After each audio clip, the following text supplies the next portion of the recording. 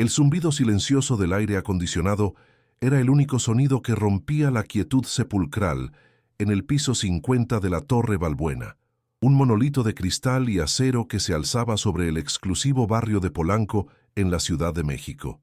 Ricardo Balbuena, con la mirada perdida en la ciudad que se extendía a sus pies como un tapiz de luces y sombras, navegaba por las imágenes de las cámaras de seguridad con una apatía casi robótica. Era un ritual nocturno, una forma de llenar el vacío que lo consumía desde hacía 5 años. Sus ojos, grises y desprovistos de emoción, se detuvieron en la grabación de su copa privada. Allí estaba ella, la nueva empleada de limpieza, una joven cuyo rostro apenas recordaba. La vio moverse con una eficiencia silenciosa, recogiendo los restos de un catering de lujo que él había ordenado para una reunión cancelada. Canapés intactos, sándwiches gourmet, frutas exóticas que costarían el salario de una semana para ella. La observó dudar por un instante, su mano suspendida sobre el cubo de basura, pero en lugar de desechar la comida, la envolvió con un cuidado casi reverencial en una servilleta de tela y la guardó en su mochila desgastada. Un frío glacial recorrió a Ricardo. La conclusión fue instantánea, brutal y desprovista de cualquier duda. Era una ladrona. La ira que sintió no era pasional, sino fría y metódica, como una pieza de maquinaria encajando en su lugar. En su mundo, un universo de contratos millonarios y lealtades calculadas. La confianza era un activo invaluable, y la deshonestidad, por pequeña que fuera, una traición imperdonable. La imagen de aquella mujer, profanando su espacio privado, robando lo que era suyo, se convirtió en una afrenta personal. No se trataba del valor de la comida, una cantidad insignificante para él, sino del principio. Era una grieta en la fortaleza de control que había construido a su alrededor. Decidió que no delegaría la tarea. No habría un aviso impersonal de recursos humanos ni una nota de despido. Él mismo la confrontaría al día siguiente. La miraría a los ojos y le haría saber que su engaño había sido descubierto. La despediría sin contemplaciones, asegurándose de que sirviera como ejemplo para el resto del personal. La humillación, pensó con una amargura helada, era la única lección que la gente como ella entendía. Una decisión así, nacida del prejuicio, puede cambiar un destino para siempre. Si historias como esta tocan tu corazón y crees en las segundas oportunidades, suscríbete a Susurros del Destino y cuéntanos desde qué rincón del mundo nos acompañas. Tu apoyo nos permite seguir dando voz a quienes no la tienen. Ahora, volvamos a esa fría mañana. A la mañana siguiente, el aire de la Ciudad de México era una mezcla de polución y la promesa de un día soleado. Ricardo la esperó en su auto de lujo, a una distancia prudente de la salida de empleados, sintiéndose un depredador acechando a su presa. La vio salir, pequeña y casi invisible entre la multitud, y la siguió por las concurridas calles, su mente ensayando el discurso fulminante que le daría. Esperaba verla entrar en un mercado, quizás vendiendo la comida robada para sacar unos pesos extra, pero sus pasos la llevaron a un pequeño parque, un oasis de verdor descuidado en medio del concreto. Allí, en una banca de hierro forjado, la esperaba un niño pequeño, cuyo rostro se iluminó con una sonrisa que parecía contener toda la luz del mundo. Ana se sentó a su lado, sacó uno de los sándwiches gourmet de su mochila y se lo entregó. Ricardo bajó la ventanilla, el sonido del tráfico amortiguado por el lujo de su vehículo, y escuchó las palabras que destrozarían su coraza de cinismo. Hoy tenemos un banquete de rey, mi amor. El shock fue un golpe físico. En ese instante no vio a una ladrona, sino el reflejo de un amor tan puro y desesperado que le recordó todo lo que había perdido. Dio media vuelta, aturdido, y condujo a casa con el alma en pedazos. Al entrar en su penthouse, su cuñado Armando lo esperaba con una expresión sombría. «Ricardo, tenemos un problema grave. Han desaparecido las joyas de mi hermana de la caja fuerte de tu oficina, y la única persona que tuvo acceso fue la nueva empleada de limpieza». La acusación de Armando resonó en el silencio marmóreo del penthouse, pero por primera vez en años, las palabras de su cuñado no encontraron un eco inmediato en la fría lógica de Ricardo. El hombre conocido en el mundo de los negocios como el titán de Polanco, una fuerza implacable que había levantado un imperio sobre los cimientos de la ambición y la disciplina, se sentía fracturado. Su vida era una obra de arquitectura precisa, cada día una repetición del anterior, cada interacción calculada para mantener a raya el caos del sentimiento. Desde el accidente en la carretera a Cuernavaca, donde las risas de su esposa, Sofía, y su pequeña hija, Valentina, se extinguieron en un instante de metal retorcido y silencio absoluto, Ricardo había amurallado su corazón. El dinero, que antes era una herramienta para construir sueños, se había convertido en el material de su celda dorada. Compraba silencio, distancia, obediencia, pero no podía comprar el olvido. La fortuna que amasaba era un monumento a su fracaso como esposo y padre, un recordatorio constante de que, a pesar de todo su poder, no pudo proteger lo único que realmente importaba. Ver a Ana y a su hermano había sido como ver un fantasma de su propio pasado, un espectro de amor puro que su riqueza no podía tocar ni corromper. El conflicto interno lo desgarraba con una violencia que no había sentido desde el funeral.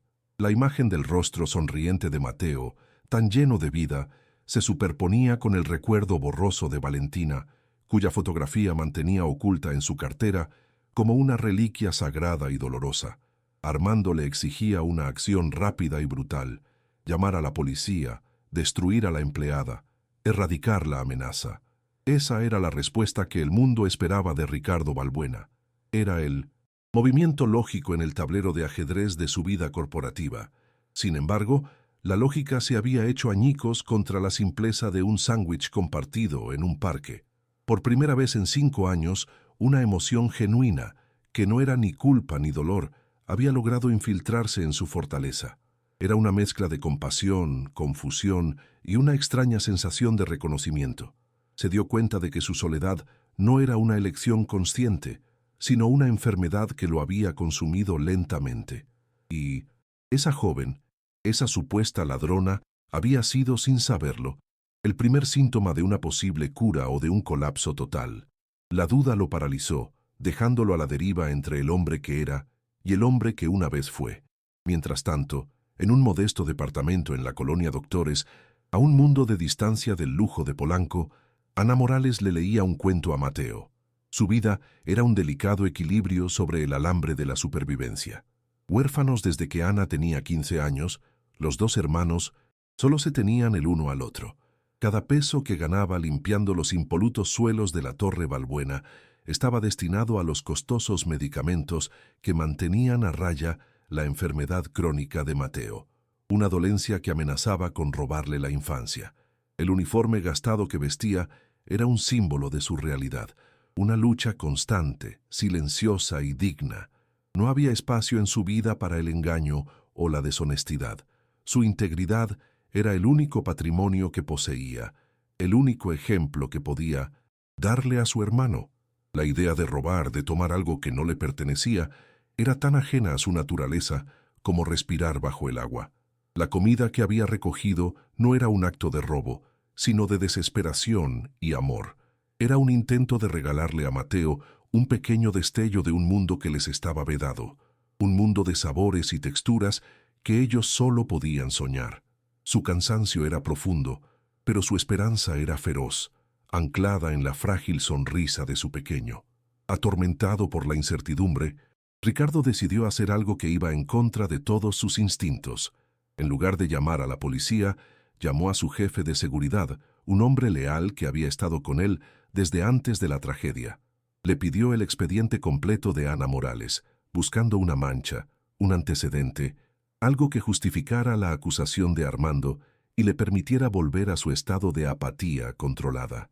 El archivo era tan limpio como su conciencia, notas impecables de sus empleos anteriores, referencias que hablaban de su honestidad y trabajo duro, pero al llegar a la última página, una sección con datos personales, sus ojos se clavaron en un detalle: el nombre completo de su madre, Laura Herrera, y debajo, el lugar de su fallecimiento, Hospital General de México. El mismo hospital, la misma semana, el mismo piso donde su propia esposa había luchado inútilmente por su vida tras el accidente. Un escalofrío recorrió su espalda. No podía ser una coincidencia. Había algo más en esa historia, un hilo invisible, que conectaba su tragedia con la vida de esa muchacha, y el presentimiento de que tirar de ese hilo revelaría una verdad mucho más dolorosa de lo que estaba preparado para enfrentar. Impulsado por una fuerza que no comprendía del todo, Ricardo se encontró conduciendo hacia el corazón caótico de la ciudad, dejando atrás la pulcritud ordenada de Polanco para sumergirse en el torbellino humano que rodeaba el Hospital General de México. El aire allí era más denso, cargado con el olor a desinfectante, a enfermedad y a una esperanza desesperada que se aferraba a las paredes desconchadas. Cada pasillo que recorría era un viaje a través de su propio infierno personal. Recordaba los 5 días que pasó en esas mismas salas de espera, un autómata consumido por el pánico, mientras los médicos intentaban en vano salvar a Sofía. El sonido de los monitores cardíacos, los anuncios por el altavoz, los sollozos ahogados de otras familias, todo era un eco tortuoso de su peor recuerdo. Se acercó al área de archivos con la arrogancia del poder, esperando que su nombre abriera todas las puertas. Pero allí, en el reino de la burocracia y el sufrimiento compartido, su estatus de millonario se diluía. Era solo otro hombre buscando respuestas en un laberinto de papel y dolor, un fantasma persiguiendo a otros fantasmas. La búsqueda no era solo por Ana, era por sí mismo, un intento de encontrarle un sentido a la aleatoriedad cruel del destino. Después de horas de espera y una conversación con la directora del hospital, facilitada por una llamada a uno de los hombres más poderosos del país, finalmente le entregaron una caja polvorienta con los archivos de esa fatídica semana. Con manos temblorosas, buscó el expediente de Laura Herrera. La información era escueta, clínica, impersonal, muerte por shock séptico. Pero entonces, en un anexo de enfermería, encontró la nota que lo cambiaría todo. Estaba escrita con una caligrafía apresurada, pero clara. Se mencionaba que la paciente había sido donante voluntaria de sangre unos días antes de su ingreso, respondiendo a un llamado de emergencia del banco de sangre del hospital. El tipo de sangre estaba claramente indicado, O negativo. El corazón de Ricardo se detuvo. Era el mismo tipo de sangre raro y universalmente compatible que tenía Sofía. Un sudor frío perló su frente mientras sus ojos buscaban frenéticamente las fechas.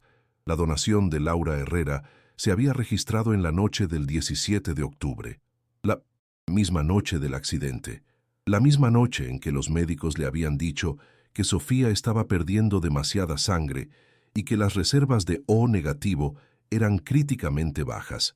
La conexión ya no era una corazonada, era una certeza brutal que le robó el aliento. El impacto de la revelación lo dejó sin aire, como si hubiera recibido un golpe directo en el estómago.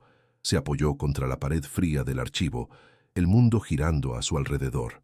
La madre de Ana, la mujer a cuya hija había juzgado y condenado en su mente, había muerto días después de realizar el acto más generoso que un ser humano puede hacer por otro, ofrecer su propia sangre para salvar a un desconocido.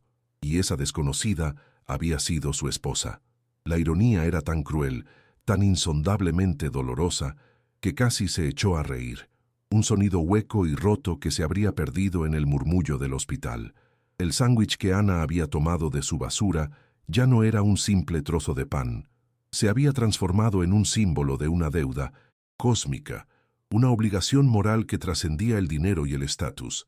Sintió una oleada de vergüenza tan intensa que le quemó la cara. Mientras él se encerraba en su torre de marfil, lamentando su pérdida, el universo había tejido su tragedia con la de Ana de una manera que nunca podría haber concebido. Ya no era solo el millonario y la empleada. Eran dos almas unidas por la misma cicatriz invisible, dos huérfanos de la misma tormenta. Con una nueva y abrumadora sensación de propósito, Ricardo abandonó el hospital. El hombre que salió de esas puertas no era el mismo que había entrado. El vacío en su interior no había desaparecido, pero ahora estaba lleno de algo más que dolor, una aplastante sensación de responsabilidad. Al llegar a su oficina, su primera llamada fue a su jefe de seguridad. Su voz era firme, desprovista de la apatía de los últimos años. «Quiero que detenga cualquier investigación sobre Ana Morales. Inmediatamente», ordenó. «Y quiero que consiga su número de cuenta bancaria. Va a hacer un depósito anónimo, suficiente para cubrir cualquier gasto médico que tenga con creces, que no se pueda rastrear hasta mí, que parezca un error del banco, una lotería, lo que sea. Simplemente hágalo». Por primera vez, su dinero no se sentía como una carga, sino como una herramienta de redención. No podía devolverle la vida a la madre de Ana, pero podía salvarla de su hijo. Era un intento torpe y desesperado de equilibrar la balanza del destino, de pagar una deuda que sabía que era impagable. Por un breve instante, sintió que podía enmendar el pasado. La mañana siguiente, Ricardo despertó sintiendo una extraña calma. Había actuado, había hecho lo correcto. Creía haber contenido la situación, haber impuesto su voluntad sobre el caos. Pero su tranquilidad se hizo añicos cuando Armando irrumpió en su oficina sin ser anunciado, con el rostro desencajado por la furia. Sin decir una palabra, le arrojó una tableta sobre el escritorio de caoba. La pantalla mostraba la grabación de una cámara de seguridad de un cajero automático. En ella se veía a Ana, con los ojos desorbitados por la incredulidad, mirando el saldo de su cuenta. Luego, la imagen la mostraba retrocediendo, asustada, y rompiendo a llorar, una mezcla de pánico y confusión. «¿Qué demonios has hecho, Ricardo?», siseó Armando, su voz un veneno controlado. «Creí que tu único problema era la estupidez sentimental, pero esto es mucho peor. La estás sobornando. Después de que te roba las joyas de mi hermana, le llenas la cuenta de dinero para que se calle. Esto ya no es un robo, es una conspiración. O la denuncias ahora mismo, o juro que convocaré una reunión de emergencia del Consejo y les mostraré esta prueba de que el gran Ricardo Balbuena no solo es un incompetente, sino también el cómplice de una vulgar delincuente».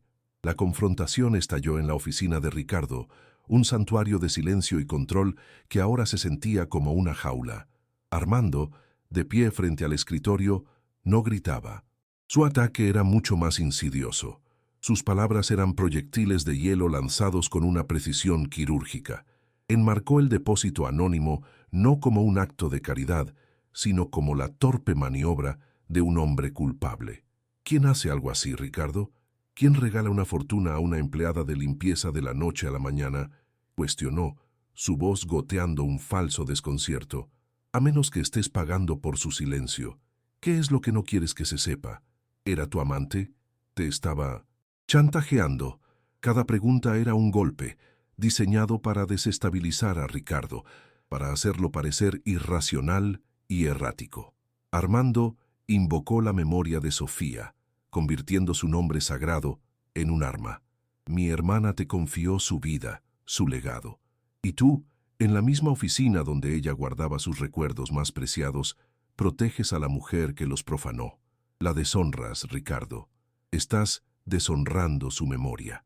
Ricardo se sintió acorralado, incapaz de revelar la verdad sobre la madre de Ana, sin tener que arrancar la costra de su propia herida y exponerla al juicio cínico de su cuñado.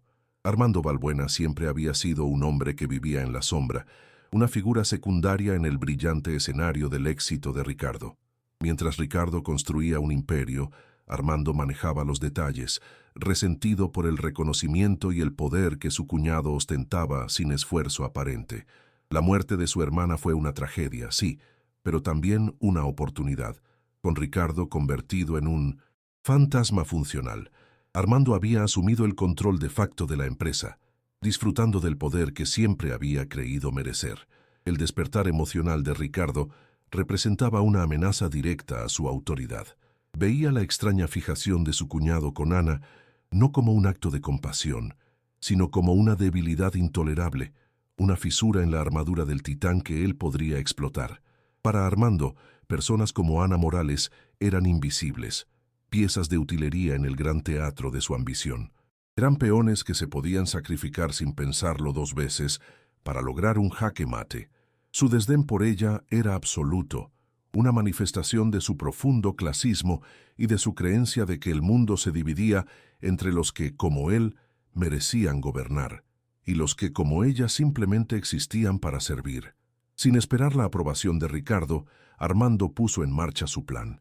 Ejerciendo su autoridad como socio director, convocó a Ana a su propia oficina, un espacio intimidante en el ala opuesta del edificio, decorado con maderas oscuras y arte agresivamente moderno. La recibió con una sonrisa que no llegaba a sus ojos, ofreciéndole asiento en una silla de diseño que parecía tragársela. La atmósfera estaba cargada de una tensión palpable. Él comenzó la conversación con un tono engañosamente amable, preguntándole por su hermano, por sus dificultades económicas, fingiendo una empatía que era una burla cruel. Quería desarmarla, hacerla sentir vulnerable, estudiar sus reacciones antes de asestar el golpe. Ana, ya aterrorizada por el dinero inexplicable en su cuenta y ahora sentada frente a uno de los hombres más poderosos de la empresa, apenas podía articular palabra. Sentía el peligro en el aire, la sensación de ser un ratón observado por una serpiente. Cada pregunta amable de Armando era una vuelta más de la soga que él estaba colocando cuidadosamente alrededor de su cuello. De repente, el tono de Armando cambió. La falsa amabilidad se desvaneció y fue reemplazada por un frío cortante. Debe ser un gran alivio, ¿no es así? Despertar un día y encontrar tu cuenta bancaria llena de dinero que no te ganaste, dijo, observándola fijamente.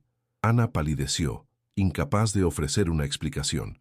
Su silencio y su pánico fueron interpretados por Armando como una confesión. Fue entonces cuando mencionó las joyas, describió el collar de diamantes de Sofía, el brazalete de esmeraldas, piezas de un valor incalculable que Ana solo había visto en revistas. ¿Nunca has soñado con tener algo así?, le preguntó, su voz ahora un susurro amenazante. Una vida diferente, una vida donde no tienes que limpiar la basura de otros. Ana negó con la cabeza, las lágrimas comenzando a brotar de sus ojos. Yo no robé nada, señor, se lo juro, susurró, su voz rota, pero sus palabras eran impotentes, un murmullo de inocencia en una habitación llena del estruendo de la culpa predeterminada. Armando se recostó en su silla, satisfecho. La había quebrado, o al menos había creado la apariencia de que lo había hecho. Ricardo, al enterarse de que Armando había citado a Ana, sintió una oleada de pánico y furia. Corrió hacia la oficina de su cuñado, pero llegó demasiado tarde. Se cruzó con Ana en el pasillo. Estaba devastada, con el rostro pálido y bañado en lágrimas, caminando como una sonámbula. Él intentó detenerla, decirle algo, cualquier cosa, pero ella retrocedió instintivamente, mirándolo con una mezcla de miedo y traición. Para ella, él era la causa de todo, el dinero misterioso, la acusación, la humillación. Él era el millonario que jugaba con su vida. La conexión que Ricardo había sentido, esa deuda espiritual, era invisible para ella. Solo veía a un hombre poderoso que la había arrastrado a una pesadilla. Desolado, Ricardo entró en la oficina de Armando y lo encontró sirviéndose un trago, una sonrisa de suficiencia en su rostro. «No deberías haber hecho eso», dijo Ricardo, su voz temblando de rabia contenida. Armando se encogió de hombros. «Alguien tiene que hacer el trabajo sucio, Ricardo. Alguien tiene que proteger el legado de mi hermana de buitres y oportunistas. La chica es culpable. Lo vi en sus ojos». Armando sabía que una confesión forzada no sería suficiente para convencer a una junta directiva. Necesitaba pruebas tangibles, algo que no dejara lugar a dudas. Su plan era tan cruel como meticuloso. Primero, manipuló los registros de acceso para crear un patrón de movimiento sospechoso de Ana en el piso ejecutivo durante las últimas semanas. Luego, en 1900, una tarde discreta, visitó una de las joyerías más exclusivas de la avenida Presidente Masaryk, pero no para comprar. Se dirigió al taller de la tienda, donde, usando su influencia, encargó una réplica barata pero convincente de uno de los collares más reconocibles de Sofía. Pagó en efectivo, sin dejar rastro. El objeto era la pieza final de su rompecabezas, la evidencia física que necesitaba para sellar el destino de Ana. Sostenía la imitación en sus manos, sintiendo el frío del metal falso, y sonrió. Era una obra de arte, no por su valor material, sino por el poder destructivo que contenía.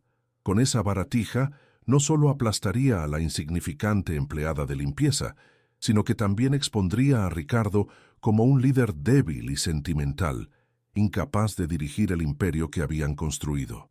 El día de la ejecución del plan, el ambiente en el área de personal era tenso. Armando, con una expresión de grave preocupación, anunció que, debido al reciente incidente de seguridad, se realizaría una inspección aleatoria de los casilleros de los empleados. Se aseguró de que varios gerentes de alto nivel estuvieran presentes como testigos imparciales. Cuando llegó el turno del casillero de Ana, el jefe de seguridad, un hombre que ahora evitaba la mirada de Ricardo, lo abrió con una llave maestra. Dentro, entre un suéter doblado y un par de zapatos gastados, había una pequeña bolsa de tela. Armando la tomó y, con un gesto dramático, vació su contenido sobre una mesa. La réplica del collar cayó con un brillo barato bajo las luces fluorescentes. Un jadeo colectivo llenó la sala. La evidencia parecía irrefutable, una pistola humeante en las manos de la acusada. Ana, que había sido llamada bajo un pretexto, observó la escena con horror, su mente incapaz de procesar lo que estaba sucediendo. Las miradas de sus compañeros se volvieron hacia ella, una mezcla de sorpresa, decepción y acusación. La trampa se había cerrado perfectamente. Ricardo, alertado por el alboroto, llegó justo a tiempo para presenciar el clímax de la farsa. Vio a Ana, rodeada, temblando, mientras los guardias de seguridad se acercaban para detenerla. Sus protestas de inocencia eran ahogadas por el murmullo de la multitud. La humillación era pública, brutal y definitiva.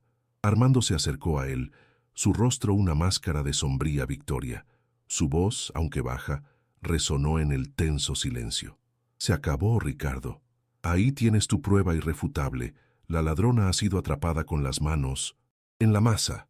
Hizo una pausa, dejando que el peso de sus palabras se asentara. «Ahora tienes una elección muy simple. O llamas a la policía y dejas que esto siga su curso legal, limpiando el nombre de esta empresa y el de mi hermana, o te aferras a tu sentimentalismo y te hundes con ella. Pero si eliges lo segundo, me aseguraré de que todos sepan que eres cómplice de su crimen».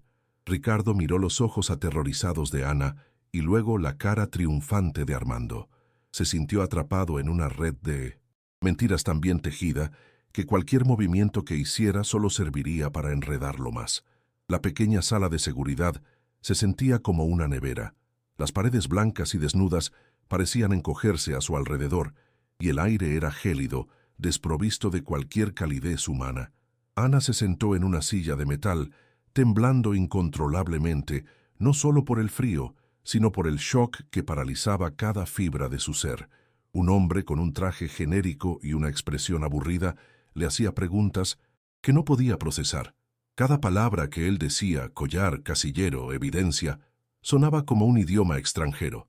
Intentaba responder, repetir una y otra vez que era un error, que ella nunca había visto esa joya en su vida, pero su voz era un hilo delgado y frágil que se rompía contra el muro de su escepticismo. La humillación de ser tratada como una criminal frente a sus compañeros se desvaneció, reemplazada por un terror mucho más profundo y visceral. Mateo. Su nombre era un grito, silencioso en su mente. ¿Quién lo cuidaría? ¿Qué pasaría con él si la enviaban a la cárcel? La idea de su hermano solo, enfermo y asustado, era una tortura mucho peor que cualquier acusación o castigo. Se sentía como si se estuviera ahogando, el peso de su amor por él arrastrándola hacia un abismo oscuro. Mientras Ana se desmoronaba en la sala de seguridad, Ricardo se encerraba en su oficina, la fortaleza de cristal desde la que gobernaba su mundo. Pero en ese momento se sentía como el prisionero más solitario de la torre. La trampa de Armando había sido diabólicamente perfecta. Cualquier intento de defender a Ana ahora, sin una sola prueba que respaldara su inocencia, sería visto como el acto de un loco.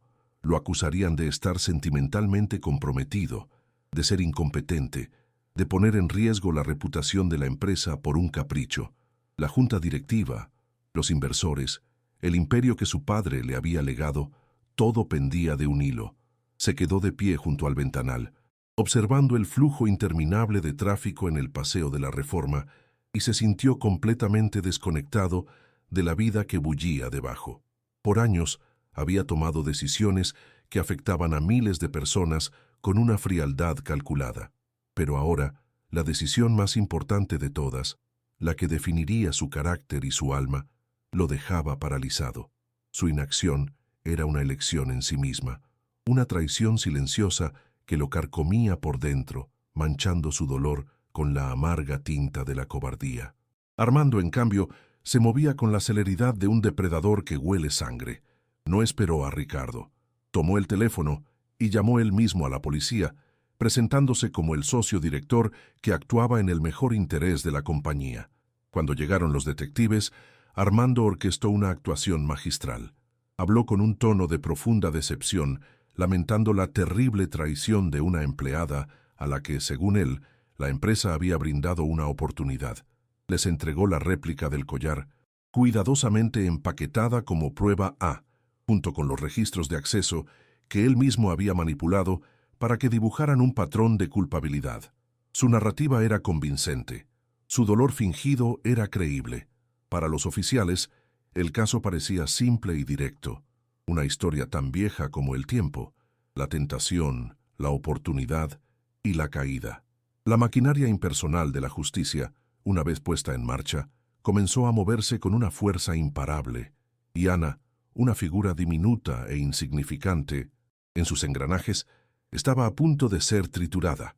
La humillación final llegó cuando dos oficiales uniformados entraron en el edificio y la arrestaron formalmente. El sonido metálico de las esposas cerrándose alrededor de sus muñecas fue un eco de finalidad, la sentencia de un juicio que nunca tuvo. La condujeron a través de los pasillos de mármol por los que antes caminaba con un cubo y un trapeador, ahora como una criminal convicta a los ojos de todos. Sus antiguos compañeros de trabajo desviaban la mirada, sus rostros una mezcla de lástima, miedo y un morbo silencioso. Al pasar por el corredor que llevaba a la oficina de Ricardo, sus miradas se cruzaron por un fugaz y eterno segundo. En los ojos de Ana, Ricardo ya no vio súplica ni miedo, vio un vacío, un abismo de desilusión tan profundo que lo absorbió por completo.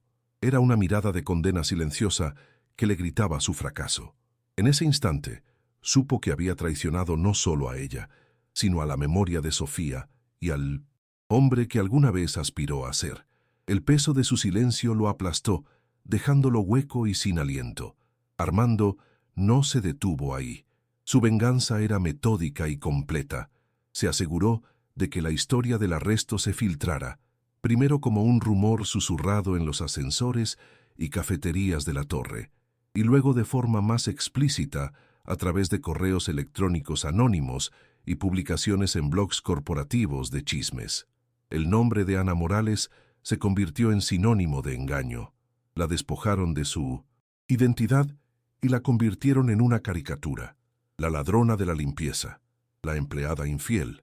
Su rostro, capturado por una cámara de seguridad en un momento de vulnerabilidad, circuló entre los empleados. La humillación pública era un componente esencial del plan de Armando, una táctica de tierra quemada diseñada para aislar a Ricardo. Al convertir a Ana en una paria, hacía políticamente imposible que Ricardo la defendiera sin parecer un cómplice o un tonto. Armando no solo estaba encarcelando a Ana, estaba construyendo los muros de la prisión de Ricardo, ladrillo a ladrillo, con las mentiras y el desprecio de los demás. Desde la helada celda de detención, a Ana le concedieron una única llamada. Con manos temblorosas, marcó el número de su vecina, una mujer mayor que a menudo cuidaba de Mateo. Intentó mantener la voz firme, decirle que había habido un terrible malentendido y que volvería pronto. Pero su compostura se quebró, y un sollozo ahogado la traicionó. Al otro lado de la línea, la vecina le dio la noticia que destrozó lo que quedaba de su espíritu. Mateo, al enterarse de que su hermana había sido llevada por la policía, había sufrido una crisis de ansiedad tan severa que había desencadenado un ataque de asma agudo. Lo habían llevado de urgencia al hospital. La noticia fue un golpe devastador. Estaba atrapada, impotente, mientras la única persona que amaba en el mundo sufría por su culpa. La injusticia de su situación se volvió insoportable. No solo le habían robado su libertad y su nombre, sino que su encarcelamiento ahora amenazaba la vida misma de su hermano. La desesperación la envolvió como una mortaja, una oscuridad tan completa que parecía no haber escapatoria. Ricardo, consumido por la culpa, había ordenado a su jefe de seguridad que siguiera de cerca a Ana y a su hermano. El hombre, atormentado por su propio papel en la farsa del casillero, obedeció sin dudarlo. Cuando le llegó la noticia de la hospitalización de Mateo, corrió a la oficina de Ricardo. Las palabras crisis respiratoria y hospital público golpearon a Ricardo con la fuerza de un puñetazo. Las consecuencias de su indecisión ya no eran una abstracción. Eran un niño pequeño, solo y asustado en una cama de hospital, luchando por respirar. La imagen se fusionó dolorosamente con el recuerdo de Valentina en sus últimos días, conectada a máquinas que pitaban la cuenta regresiva de su vida. El dolor que había mantenido a raya durante 5 años estalló, consumiendo su miedo y su parálisis en una hoguera de autorrecriminación. Se dio cuenta de que al intentar proteger un imperio de concreto y acero, había permitido que se destruyera lo único que tenía valor: la humanidad. El legado de su empresa no significaba nada si se construía sobre la ruina de una vida inocente. En la desolación de su celda, Ana había tocado fondo. El abogado de oficio, un hombre joven con ojos cansados, le había dicho sin rodeos que su caso era prácticamente indefendible. La evidencia era abrumadora. Le aconsejó que se declarara culpable para obtener una sentencia reducida. Rendirse parecía la única opción para terminar con la agonía. Estaba a punto de hundirse en la resignación cuando el chirrido de la puerta de la celda la sobresaltó. Un guardia le dijo secamente que tenía una visita. Pensó que sería el abogado, pero cuando entró en la pequeña sala de visitas, se quedó helada. Era él. Ricardo Balbuena estaba de pie al otro lado del cristal.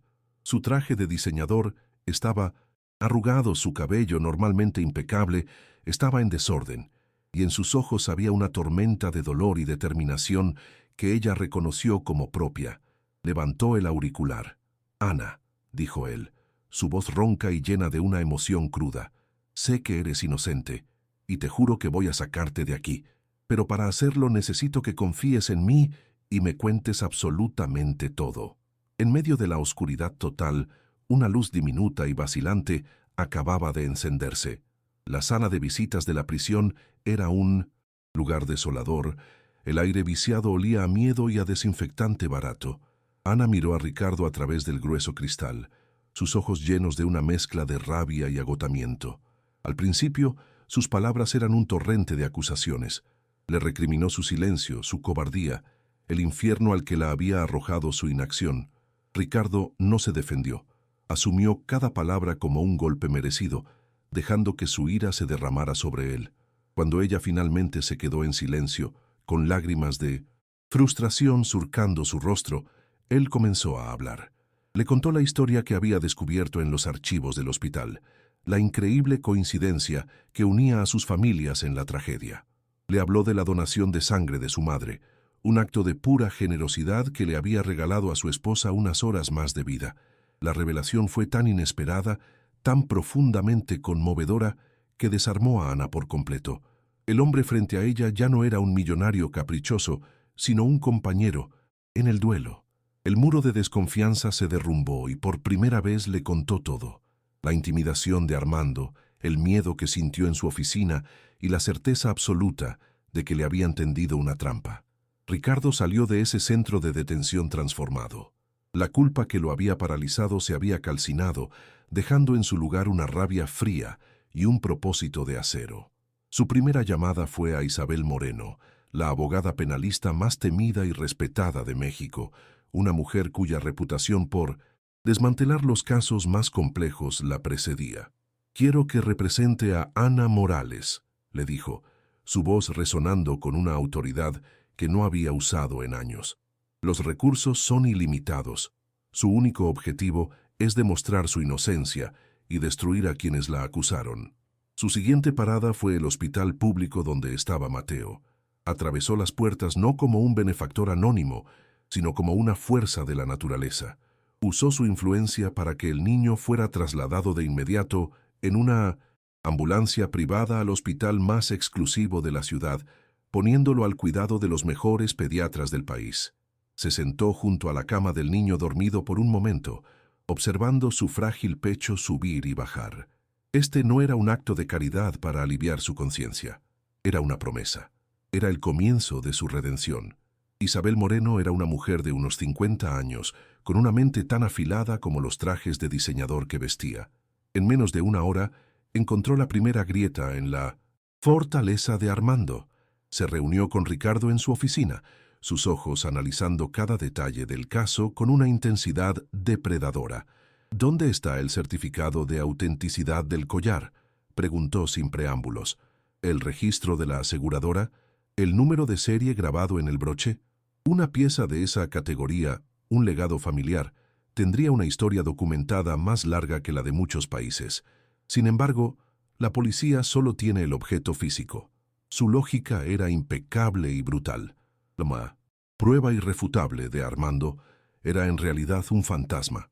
Inmediatamente presentó una moción exigiendo que Armando Balbuena presentara toda la documentación original que acreditara la propiedad y el valor de la joya en un plazo de 24 horas. La solicitud, simple y directa, fue como lanzar una roca en el estanque de la complacencia de Armando. Sabía que no podía producir documentos que nunca existieron. La primera semilla de pánico comenzó a germinar en su mente. Mientras Isabel Moreno lanzaba su asalto legal, Ricardo inició una ofensiva paralela en las sombras. Estaba convencido de que el collar era una réplica. Contrató a un equipo de investigadores privados, exagentes de inteligencia con recursos y contactos en los rincones más oscuros de la ciudad. Su misión: encontrar el origen de esa falsificación. Les proporcionó fotografías de alta resolución de la joya y les ordenó que recorrieran cada taller de joyería, cada artesano, cada orfebre de la Ciudad de México y sus alrededores. Era una búsqueda exhaustiva, un susurro en un huracán, pero Ricardo estaba dispuesto a volcar su fortuna en ella. Pasaba las noches en vela en su oficina, coordinando la operación, alimentado por café y por la imagen del rostro aterrorizado de Ana. El hombre que se había desconectado del mundo ahora estaba más conectado que nunca, moviendo los hilos de una vasta red con un único objetivo: desentrañar la mentira de Armando y exponerlo a la luz. La cacería había comenzado y Ricardo ya no era la presa. Armando sintió el cambio de marea casi de inmediato. La noticia de que Ricardo había contratado a Isabel Moreno le cayó como un balde de agua helada. Esperaba enfrentarse a un defensor público sobrecargado de trabajo, no a una leyenda legal. Sus llamadas a Ricardo eran desviadas al buzón de voz, sus correos electrónicos quedaban sin respuesta. El control absoluto que creía tener se estaba desvaneciendo, reemplazado por una creciente sensación de aislamiento. El pánico, una emoción que rara vez sentía, comenzó a carcomer su arrogancia, y en su pánico cometió el error fatal de los que se creen demasiado inteligentes. Decidió volver al taller de joyería donde había encargado la réplica, con la intención de ofrecerle al artesano más dinero para garantizar su silencio absoluto. No sabía que, desde el momento en que salió de su edificio, uno de los investigadores de Ricardo ya lo estaba siguiendo, documentando cada uno de sus movimientos. Su intento de reforzar su engaño solo sirvió para tejer la soga con la que finalmente sería ahorcado.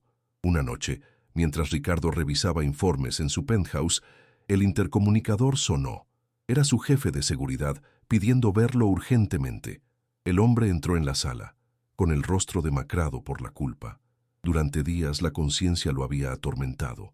La lealtad a Ricardo, forjada durante más de 20 años de servicio, finalmente ganó la batalla contra el miedo a Armando. Con voz temblorosa, confesó todo.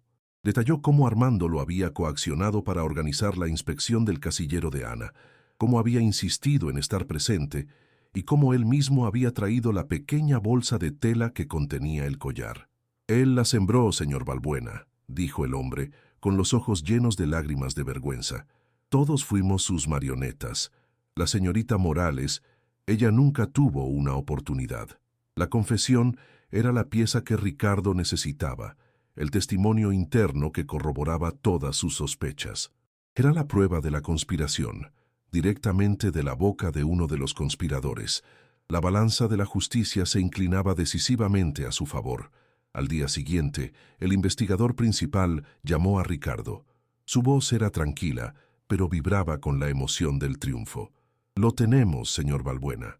Un joven aprendiz en un prestigioso taller de la colonia Roma había reconocido la foto del collar.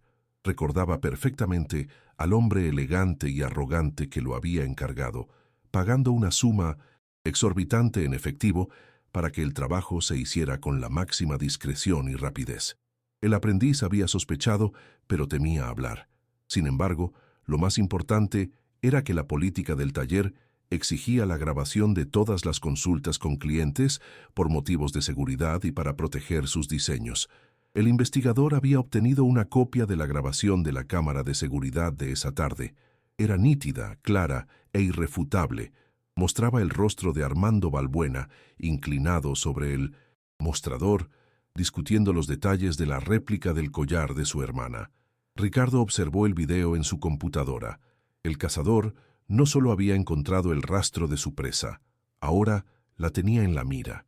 Con la confesión grabada de su jefe de seguridad en su teléfono y el video de Armando en su laptop, Ricardo tenía todo lo necesario para exonerar a Ana y destruir a su cuñado.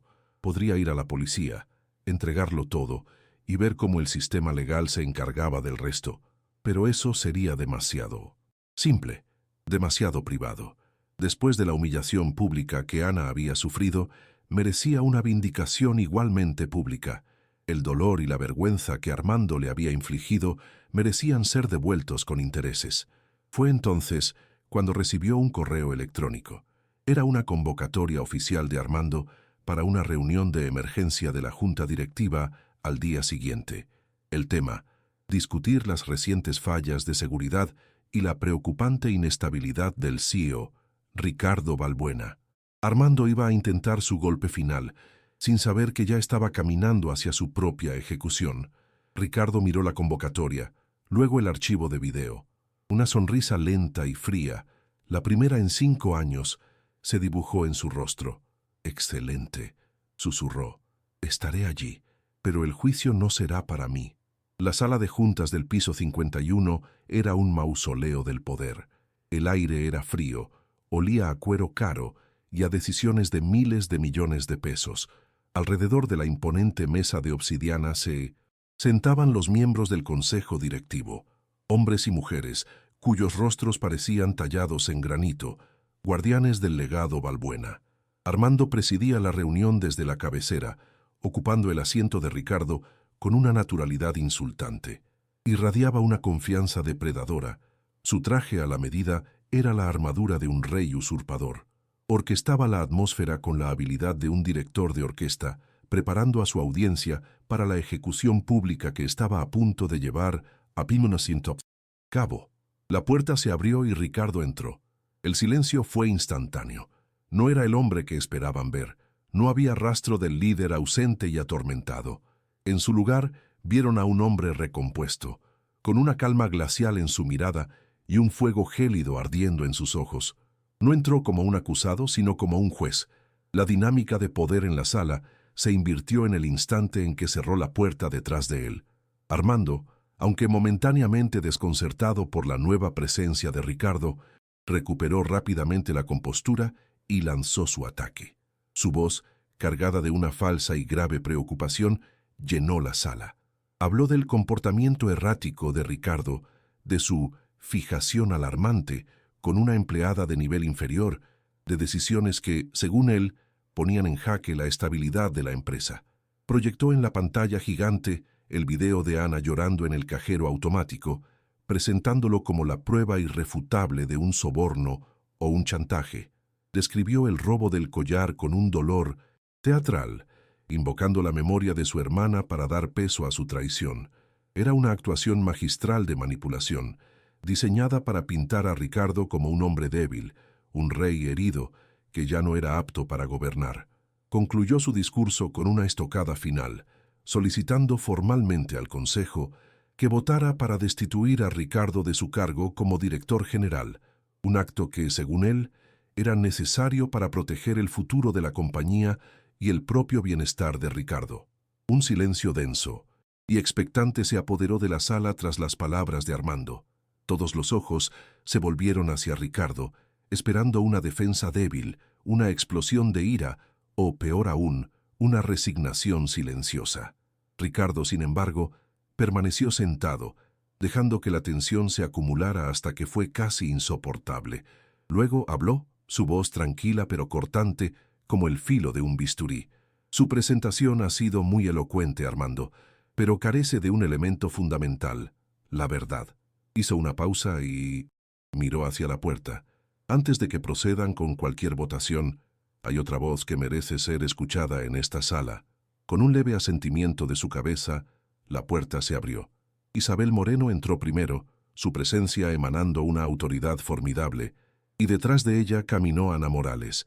Ya no llevaba el uniforme desgastado ni la ropa de prisión. Vestía un sencillo pero elegante vestido. Su cabello estaba arreglado, y aunque sus manos temblaban ligeramente, su mirada era firme y su espalda recta. El shock recorrió el rostro de los consejeros. Armando se puso pálido. La presencia de Ana en ese santuario corporativo era una bomba de tiempo que acababa de ser activada. «Esta es Ana Morales», dijo Ricardo, su voz resonando con una claridad que obligaba a la atención. «La mujer a la que han juzgado y condenado sin haber escuchado una sola palabra de su boca». Isabel Moreno le dio a Ana un discreto asentimiento de aliento. Con una voz que al principio era apenas un susurro, pero que fue ganando fuerza con cada palabra, Ana contó su historia. No hubo lágrimas ni súplicas. Simplemente expuso los hechos de su vida con una dignidad cruda y conmovedora. La enfermedad de su hermano, su lucha diaria por sobrevivir, la aterradora entrevista en la oficina de Armando y la pesadilla kafkiana de ser acusada de un crimen que no cometió. Su honestidad era palpable, su vulnerabilidad una poderosa acusación contra la arrogancia de los que la rodeaban. Los miembros del consejo, que minutos antes la veían como una simple ladrona, ahora se veían obligados a confrontar la humanidad de su víctima. La certeza en la sala comenzó a fracturarse, reemplazada por una incómoda y creciente duda. Armando, sintiendo que el control se le escapaba de las manos, se puso de pie abruptamente.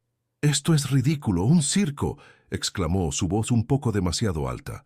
«Son las mentiras de una criminal desesperada para salvarse a sí misma. No tenemos por qué escuchar esto». Se giró hacia él. Consejo, buscando apoyo. «La evidencia física no miente». Ricardo lo silenció con una sola palabra, pronunciada con una autoridad de hierro. «Siéntate». Luego, sin apartar la vista de su cuñado, sacó su teléfono y lo conectó al sistema de audio de la sala. «Hablando de evidencia», dijo con calma, «escuchemos a alguien más». Presionó el botón de reproducción.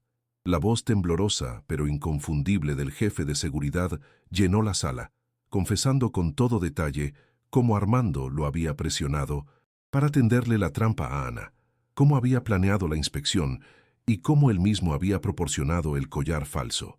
Cada palabra era un clavo más en el ataúd de la credibilidad de Armando. El silencio que siguió a la grabación fue ensordecedor. Los rostros del consejo eran ahora máscaras de asombro y repulsión. «Es una farsa, una grabación manipulada», balbuceó Armando, el sudor brillando en su frente. Su arrogancia se había evaporado, dejando al descubierto un pánico puro y desnudo. Buscó desesperadamente una mirada de apoyo entre los consejeros, pero solo encontró ojos fríos y acusadores. «Quizás tengas razón, Armando», concedió Ricardo, su voz suave y peligrosa.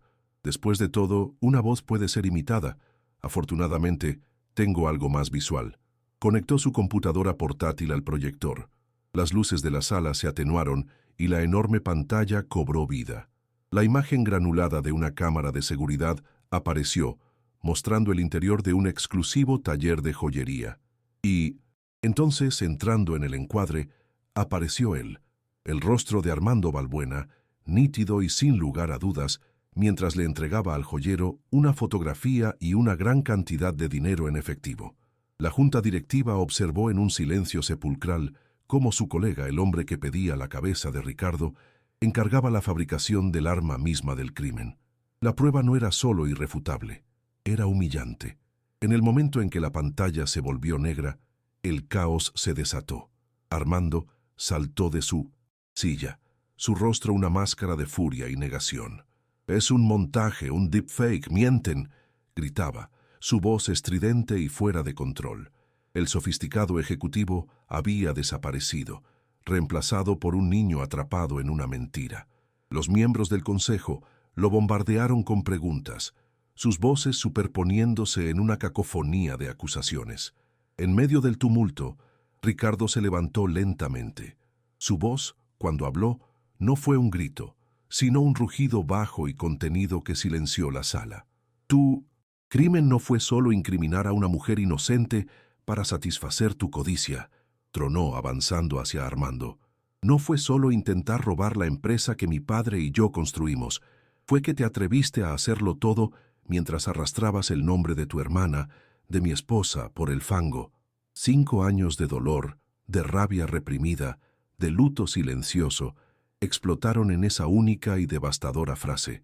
Con todos los ojos fijos en él, Ricardo metió la mano en el bolsillo de su saco y sacó su cartera. De ella extrajo la fotografía ajada y doblada de Valentina. La deslizó sobre la superficie pulida de la mesa, un pequeño cuadrado de color en un mundo de sombras corporativas. «Esta niña», dijo, su voz quebrándose por primera vez, «me enseñó lo que es el amor, un amor tan grande que llena cada rincón de tu vida». Luego, levantó la vista y miró a Ana, que lo observaba con lágrimas silenciosas en los ojos. «Y esta mujer me recordó lo que significa luchar por ese amor, lo que significa tener dignidad cuando no te queda nada más». Su mirada se volvió a clavar en Armando, fría como el acero. «Tú no entiendes ninguna de esas cosas. Tu único amor es el dinero». Y entonces asestó el golpe final. Arrojó sobre la mesa una carpeta que contenía los extractos bancarios y los registros que Isabel Moreno había descubierto, pruebas irrefutables del desfalco sistemático de Armando para pagar deudas de juego millonarias. «Las joyas de mi esposa no fueron robadas», concluyó Ricardo. «Tú las vendiste pieza por pieza para alimentar tu vicio». La verdad final, tan sórdida y patética, fue demasiado para Armando. Con un grito animal de pura rabia, se abalanzó sobre la mesa intentando llegar a Ricardo.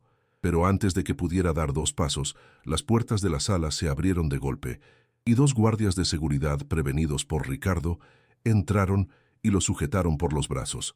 Se retorció y luchó. Su traje de miles de dólares ahora una camisa de fuerza, mientras profería una sarta de maldiciones y amenazas incoherentes. La máscara de poder y sofisticación se había desintegrado por completo, revelando al hombre débil y corrupto que se escondía debajo. Los miembros del consejo observaron, horrorizados, cómo lo arrastraban fuera de la sala, sus gritos resonando por el pasillo hasta que se desvanecieron. Un silencio aturdido se instaló en la habitación, un vacío dejado por la explosión. La justicia había sido rápida, brutal y pública, pero en medio de los escombros de la vida de Armando, Ricardo y Ana se miraron, sabiendo que el final de la batalla era solo el comienzo de un camino completamente nuevo. Tras la expulsión de Armando, la sala de juntas quedó sumida en un silencio denso, cargado de vergüenza y asombro. Uno por uno, los miembros del consejo se acercaron a Ricardo y a Ana, ofreciendo disculpas torpes y avergonzadas. Ricardo las aceptó con una dignidad serena, pero su mirada dejó claro que las cosas no volverían a ser como antes. El problema no fue solo Armando, declaró su voz resonando en la sala. El problema fue una cultura que permitió que su cinismo floreciera, una cultura que valora más las apariencias que la verdad y que es incapaz de ver la humanidad en una empleada de limpieza. Anunció con efecto inmediato la creación de un nuevo comité de ética y bienestar del empleado, y luego se volvió hacia Ana. «Señorita Morales, la empresa le debe una reparación que el dinero no puede pagar. Sin embargo, además de una compensación completa por los daños sufridos, me gustaría ofrecerle un puesto para ayudar a construir este nuevo futuro. Su integridad es un activo que esta compañía necesita desesperadamente». Ana, abrumada pero con una nueva y tranquila confianza, simplemente asintió, aceptando no solo un trabajo sino un nuevo comienzo. El derrumbe de Armando fue tan rápido como completo. Enfrentado a un arsenal de cargos criminales, desde fraude y malversación de fondos hasta perjurio y difamación, su mundo de lujo y poder se evaporó. Fue despojado de su puesto. Sus activos fueron congelados y su nombre se convirtió en una historia de advertencia en los círculos financieros de México. Pero Ricardo no encontró placer en la ruina de su cuñado. Su victoria no era una celebración, sino un exorcismo solemne. Esa noche, en la quietud de su penthouse, abrió por primera vez en 5 años las cajas que contenían los álbumes de fotos de Sofía y Valentina. Las imágenes ya no le quemaban las manos. Vio la sonrisa de su esposa, la risa de su hija, y en lugar del dolor punzante de la pérdida, sintió el calor persistente del amor que compartieron.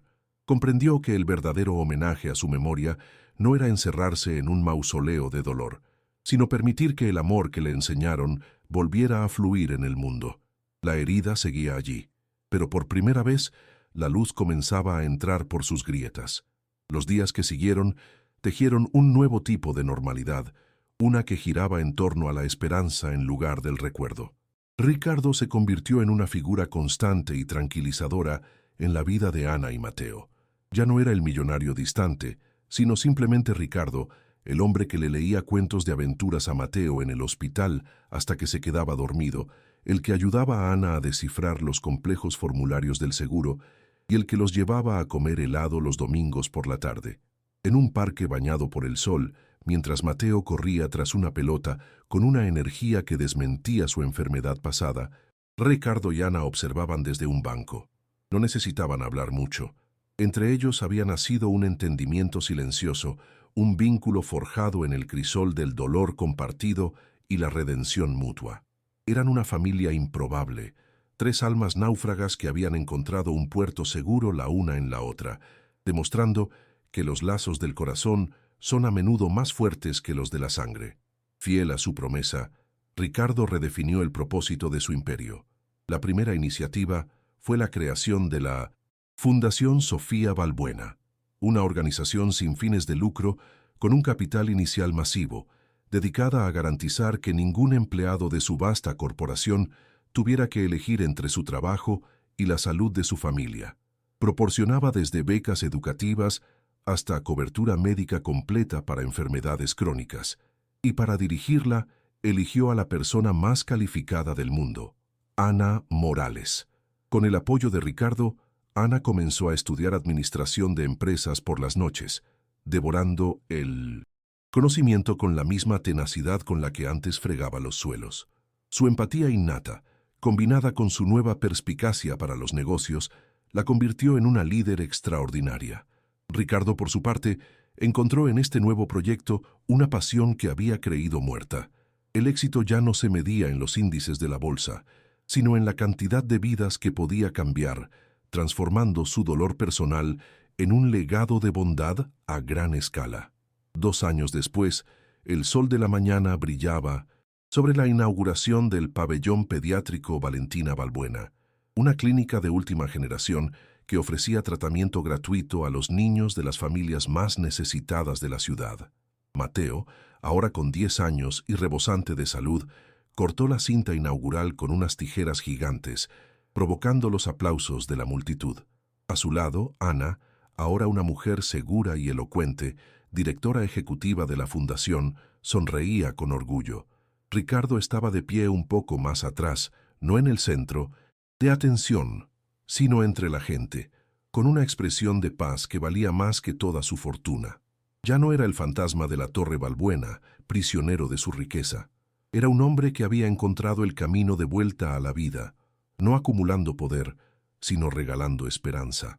Nadie habría imaginado que aquella humilde empleada de limpieza, que una vez recogió comida de la basura, no solo salvaría su alma, sino que le enseñaría que la verdadera riqueza se mide por la capacidad de amar y reconstruir.